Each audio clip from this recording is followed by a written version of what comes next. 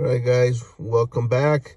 I got a 2015 today, Ford F-150 with the 2.7.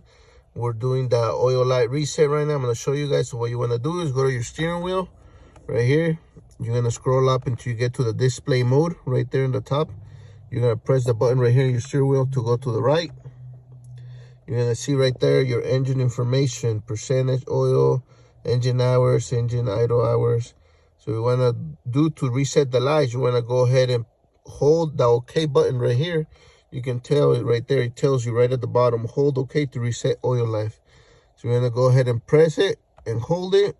And it's going to be resetting the percentage oil life. And as you can see, now it says percentage oil 100%, engine hours 4,744, engine idle hours 1,157. So yeah, there it is, nice and easy. Hopefully this video helped.